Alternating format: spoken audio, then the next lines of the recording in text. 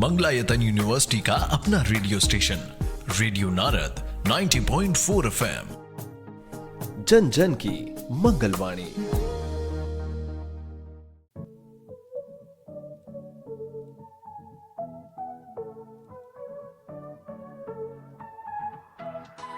स्वागत है दोस्तों रेडियो नारद 90.4 FM से। मैं हूँ आपके साथ आरजे याशी और प्रोग्राम शुरू हो गया है ज्ञान सागर। जी हाँ दोस्तों, जिसमें मैं आपके ज्ञान को करती हूँ और भी ज्यादा उजागर। दोस्तों, आज के समय जहाँ महिलाओं ने कदम से कदम मिलाकर चलने की ठानी है, वहीं वे अंतर्राष्ट्रीय स्तर पर देश का नाम भी रोशन कर रही हैं। वैसे तो महिलाओं ने सभी क्षेत्रों में पुरुषों से मुकाबला करके खुद को साबित किया है, लेकिन अब तक महिलाओं को बराबरी का हक नहीं मिल सका। आज भी उन पर अत्याचार किए जाते हैं और आए दिन महिलाओं के खिलाफ तो दहेज प्रताड़ना और दुष्कर्म जैसी घटनाओं के मामले सामने आते हैं। बावजूद महिलाएं अपनी क्षमता के अनुसार अधिकार प्राप्त नहीं कर पाई हैं। ऐसी स्थिति में लड़कियों और महिलाओं को अपने अधिकारों के प्रति जागरूक होकर मानसिक रूप से भी सशक्त होना होगा, ताकि वे अपने लक्ष्य तक पहुंच सके। और हमारा आज का विषय भी यही है कि awareness of women's right among the people, यानी जनता में महिलाओं के अधिकार की जागरूकता, जिसके बारे में बड़ी ही विस्तार से जानकारी देने के लिए आज हमारे साथ मौजूद हैं एक ऐसी शख्सियत जिनका ग्रेजुएशन और पोस्ट ग्रेजुएशन लॉ विभाग से रहा है, स्पेशलाइजेशन कॉन्स्टिट्यूशन लॉ में है, जो कि 3 टाइम्स UGC नेट क्वालिफाइड है और उन्होंने एडवोकेट के तौर पर 30 हजारी कोर्ट में प्रैक्टिस की है। कई इंटर्नशिप्स ली हैं, जैसे कि सुप्रीम कोर्ट, NGOs, फर्म्स और अलीगढ़ डिस्ट्रिक्ट कोर्ट में भी। इसके अलावा डाउरी और NEP पर जिनके आर्टिकल्स भी पब्लिश्ड हुए हैं और जिन्होंने कई क्विज कॉम्पिटिशन्स में पार्टिसिपेट किया है। दोस्तों, मैं बात कर रही हूँ मंगलायतन विश्वविद्यालय के institute of legal studies and research के assistant professor miss Krishna ji की, जो कि आज हमारे साथ स्टूडियो में मौजूद हैं।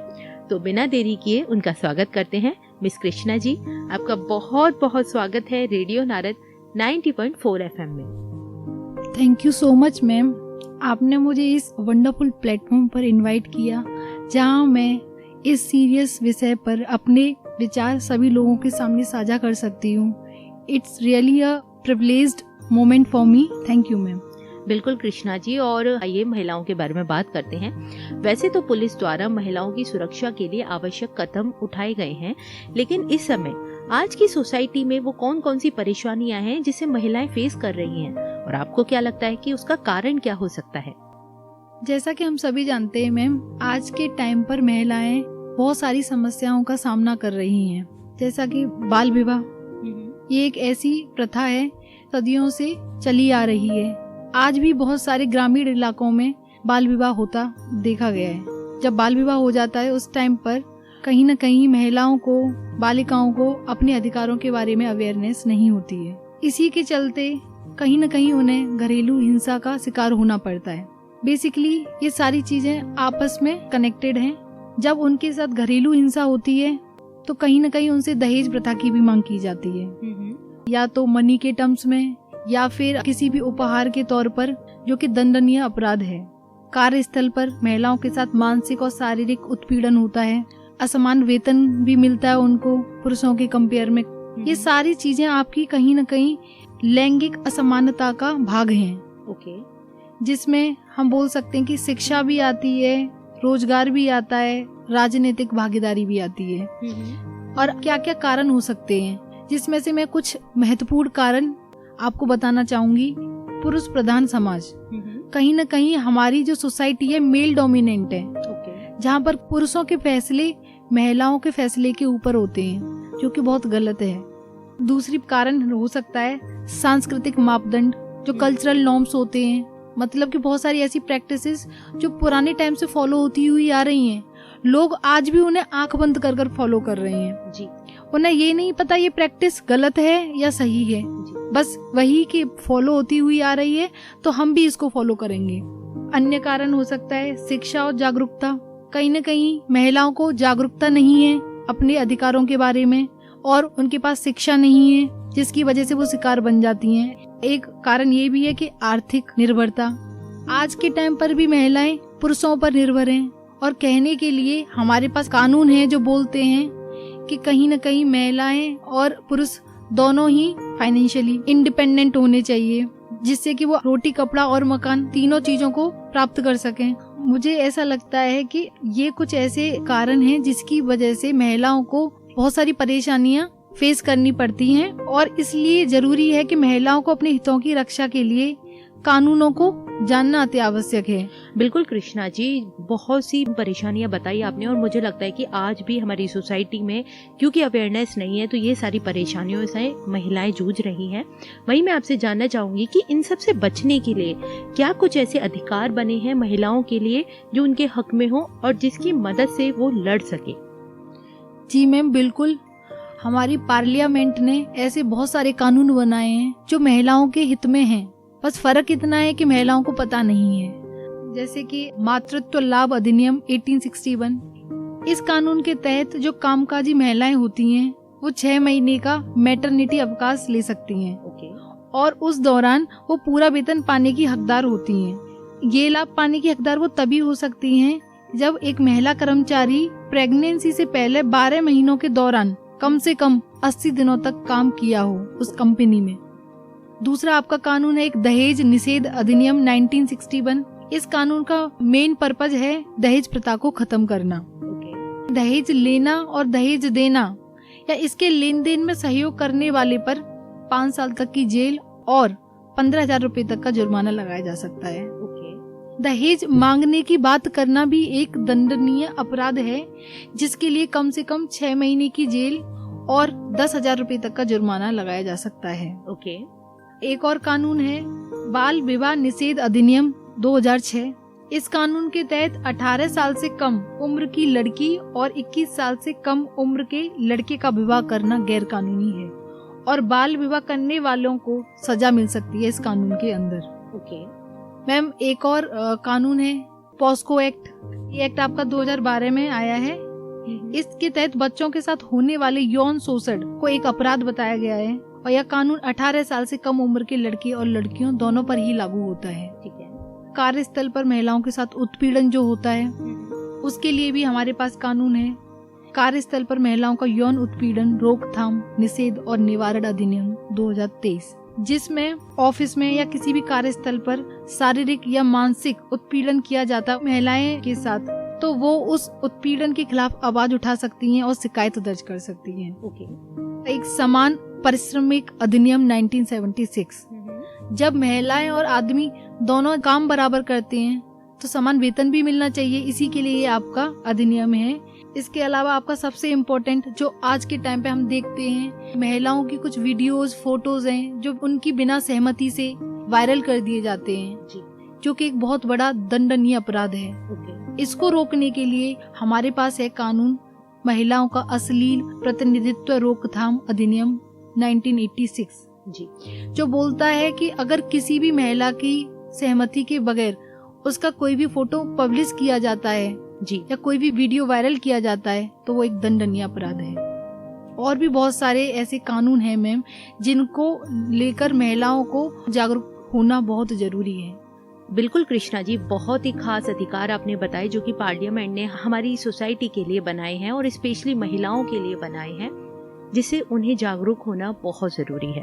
वहीं मैं आपसे जानना चाहूंगी, क्या सरकार ने भी कुछ ऐसे कदम उठाए हैं महिलाओं के हित के लिए जिसकी जानकारी हर महिला को होनी चाहिए? जी मैम, बिल्कुल। सरकार ने भी बहुत सारी ऐसी पॉलिसीज और इनिशिएटिव्स लिए हैं और कदम उठाए हैं जो कहीं न कहीं महिलाओं के हित में हैं। जैसे कि सुकन्या समृद्धि योजना, यह स्कीम 10 साल से कम उम्र की लड़कियों और बच्चियों की उच्च शिक्षा और शादी के लिए है, यानी कि लड़कियों की सुरक्षित भविष्य के लिए यह एक तरह की बचत योजना है। किसी भी बैंक या पोस्ट ऑफिस में जाकर आप अपनी 10 साल से कम उम्र की बेटी के लिए अकाउंट खुलवा सकते हैं, और जब ये स्कीम पूरी हो जाएगी उसके बाद पैसा उसको मिलेगा जिसके नाम पर अकाउंट खुलवाया गया है। तो बेसिकली ये एक फ्यूचर सेविंग स्कीम है। इसके अलावा एक बेटी बचाओ और बेटी पढ़ाओ, ये योजना 2015 में लाई गई थी जी। इसका मेन उद्देश्य है कि बालिका लिंग अनुपात में कमी को रोकना और महिलाओं को सशक्त बनाना जी, क्योंकि फीमेल इन्फेंटिसाइड रेट बहुत ज्यादा है इन कंपेयर टू मेन, तो कहीं न कहीं उस अनुपात को बराबर रखने के लिए सरकार को इस योजना को लाना पड़ा, इसके अलावा आपकी मुद्रा लोन योजना, इस योजना का लक्ष्य है कि देश में महिला कारोबारियों की संख्या को बढ़ाना। ओके। इसके जरिए महिला सूक्ष्म और लघु उद्योगों को शुरू कर सकती हैं। यह योजना महिलाओं को 10 लाख रुपए तक का लोन देने की सुविधा देती है जी। तो एक तरीके से महिलाएं इस योजना का फायदा उठाकर फाइनेंशियली इंडिपेंडेंट हो सकती हैं। और भी बहुत सारी ऐसी योजनाएं हैं मैम जो कहीं न कहीं महिलाओं के हित के लिए हैं। जी कृष्णा मैम, ये तो बात हुई महिलाओं के अधिकार की या उनके हित के लिए जो योजनाएं या स्कीम्स बनाई गई हैं। वहीं मैं महिलाओं की सिक्योरिटी और प्रोटेक्शन के बारे में बात करना चाहूंगी कि किस तरह से वो खुद को सिक्योर कर सकती हैं या अपने लिए स्टैंड ले सकती हैं। उनको क्या क्या ऐसे कदम उठाने चाहिए जिससे वो खुद के लिए ढाल बनकर खड़ी हो सकती हैं। तो क्या आप कुछ साझा कर पाएंगी? जी मैम, बिल्कुल। आज के टाइम पर महिलाओं को अपनी सिक्योरिटी और प्रोटेक्शन का ध्यान खुद ही रखना चाहिए जी। महिलाएं इन सारी विषयों को लेकर पुरुषों के ऊपर आश्रित नहीं हो सकती हैं। तो इसके लिए जरूरी है जागरूकता। ओके। महिलाओं को अपने अधिकारों को लेकर जागरूक होना बहुत जरूरी है। जब वो जागरूक होंगी तो वो उसका फायदा उठा सकती हैं। ओके। जैसे कि free legal aid. Free legal aid का मतलब यही है कि वो कहीं न कहीं बिना पैसों के कोर्ट तक पहुंचकर न्याय ले सकती हैं। ओके। दूसरा, एजुकेशन। जब एजुकेशन दी जाएगी तो ओबियस है कि कहीं न कहीं वो अपने अधिकारों को लेकर लड़ सकेंगी जी। नेक्स्ट है आपका इंडिपेंडेंस। पहला आपका शारीरिक इंडिपेंडेंस, दूसरा आपका मानसिक इंडिपेंडेंस, तीसरा आपका आर्थिक इंडिपेंडेंस जी। और लास्ट वन आपका सामाजिक इंडिपेंडेंस। ओके। इन चारों तरीके से महिलाओं को इंडिपेंडेंट होना बहुत जरूरी है। अगर वो इंडिपेंडेंट रहेंगी तो कहीं न कहीं वो अपना एम्पावरमेंट या सशक्तिकरण कर सकती हैं। ओके। नेक्स्ट, महिलाओं को अपने आप को फिजिकली प्रोटेक्ट करने के लिए, अपने आप की सिक्योरिटी करने के लिए जिम ज्वाइन करनी चाहिए, योगा करना चाहिए, उनको मार्शल आर्ट सीखनी चाहिए, उनको ताइक्वांडो सीखना चाहिए कि कहीं उनको अगर कोई भी अटैक करता है तो वो अपने सेल्फ डिफेंस में लड़ सकती हैं। ओके। एक और चीज, ऑब्जर्वेंस। अगर महिलाएं अपने चारों तरफ वातावरण को ऑब्जर्व करती हैं तो कहीं न कहीं बोलते हैं ना कि वातावरण हमें बहुत सिखाता है। तो जो भी बैग लेकर जा रही हैं उसमें पेपर रख लें या नाइफ रख लें, तो अपने सेल्फ डिफेंस और प्रोटेक्शन के लिए ये सारी चीजें रखें। लास्ट वन, सिक्योरिटी को लेकर तभी भी उनको डाउट है या फिर वो अपने लिए कदम नहीं उठा पा रही हैं तो गवर्नमेंट ने बहुत सारे ऐसे हेल्पलाइन नंबर प्रोवाइड किए हैं जिनका वो फायदा ले सकती हैं। जैसे कि आपका 1090 एंड 1091, तो इस पर कॉल कर कर वो सहायताएं ले सकती हैं। आपको कोई चीज अगर याद नहीं रहती है तो उस केस में आप 100 नंबर डायल करके पुलिस को बुला सकते हैं और उनकी मदद ले सकते हैं। बिल्कुल कृष्णा मैम, बहुत ही खास आपने पॉइंट्स बताए मुझे और मेरे श्रोताओं को। वहीं प्रोग्राम को अंत की ओर ले जाते हुए एक आखिरी सवाल आपसे करना चाहूंगी। जो श्रोतागण इस समय आपको सुन रहे हैं, जिसमें महिलाएं भी हैं, पुरुष भी हैं, छोटे बच्चे भी हैं, आप उनको क्या कहना चाहोगे? अपनी ओर से क्या संदेश देना चाहोगे? Ma'am, as a law teacher मैं एक ही बात कहना चाहूंगी, कानून है तो उसका ग्राउंड लेवल पर इम्प्लीमेंटेशन होना चाहिए, पहली बात। ओके। दूसरा, कि महिलाओं को पता होना चाहिए कि उनके पास क्या क्या कानून है। ओके। और उसके लिए क्या जरूरी है, बेटी को पढ़ाना। पढ़ेगी बेटी तो बढ़ेगी बेटी। बिल्कुल। और लड़का लड़की एक समान, सबको दो शिक्षा का ज्ञान। तो बेसिकली ये वही बात है कि दोनों को शिक्षा का ज्ञान होना चाहिए। बहुत ही सही बात कही मैम आपने, पढ़ेगी बेटी तभी तो बढ़ेगी बेटी। दोस्तों, महिला सुरक्षा के मुद्दे का समाधान केवल कानून के माध्यम से संभव नहीं है। इसके लिए समाज के प्रत्येक सदस्य को अपनी अपनी भूमिका समझनी होगी। सबसे पहले लड़कियों और लड़कों दोनों को समानता और सम्मान के मूल्य सिखाने की जरूरत है। ये शिक्षा न केवल परिवार में बल्कि मुझे लगता है कि स्कूल कॉलेजेस में भी दी जानी चाहिए। इसी के साथ मिस कृष्णा जी ने एक बहुत ही अच्छा संदेश दिया कि आपकी प्रोटेक्शन की शुरुआत होती है आपकी एजुकेशन से। जब तक आप पढ़ोगे नहीं तब तक आप आगे कैसे बढ़ोगे?